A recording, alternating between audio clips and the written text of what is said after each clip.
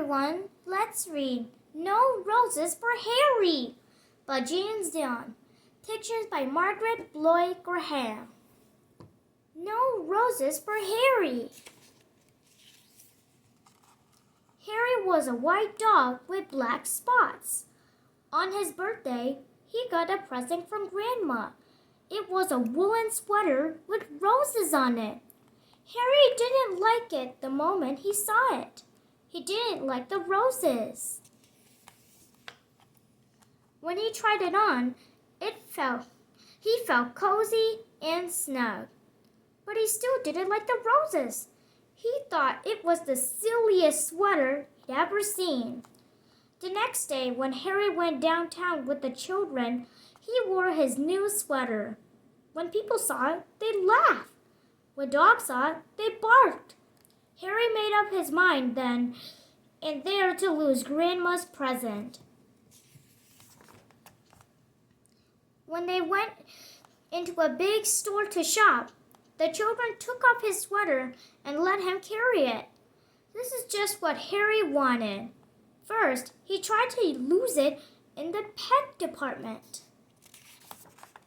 But a man found it and gave it back. Then he tried to lose it in the grocery department. But a lady found it and gave it back. He tried to lose it in the flower department. But a little boy found it and gave it back. The children didn't let Harry carry it anymore. They made him wear it. As they started home, Harry was beginning to think he'd never lose it. When he got home, his friends were waiting to play with him. But Harry didn't feel like playing, so they left him alone. As he sat wondering what to do, Harry noticed a loose stitch in his sweater. He pulled out the wool just a little at first, then a bit more, and a little bit more. Harry didn't know it, but a bird was watching. In a minute, Harry had pulled out quite a long piece of the wool. The end of it lay on the grass behind him. Suddenly, the bird flew down. Quick as a flash, she took the end of the wool in her beak and flew away with it. It all happened before Harry could even blink.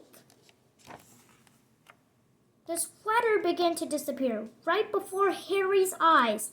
First, one leg, then the neck, then the other leg, then the back, and finally, the whole thing was just one long piece of wool flying off into the sky.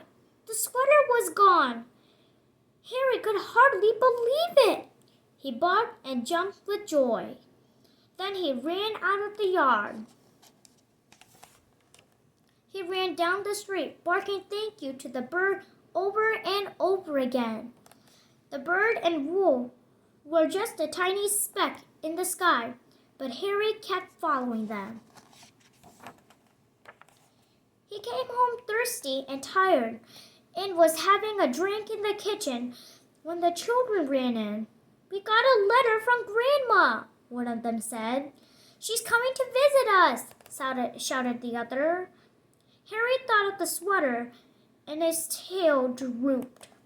Before Grandma came, the family looked everywhere for the sweater. They wanted her to see how nice Harry looked in it. Of course they couldn't find it. Only Harry knew why. When Grandma arrived, Harry ran to her with his leash. Then he sat up and begged. "All right, Harry," said Grandma. "After I've had my lunch and a nap, we'll go for a walk." That afternoon, Harry and Grandma and the children started off on their walk.